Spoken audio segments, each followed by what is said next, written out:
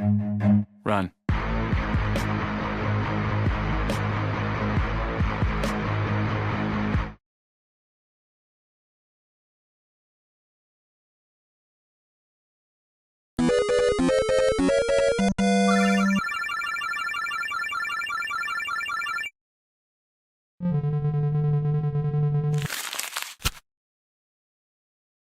என்னடா காலேஜுக்கு வெறுப்பாகுது.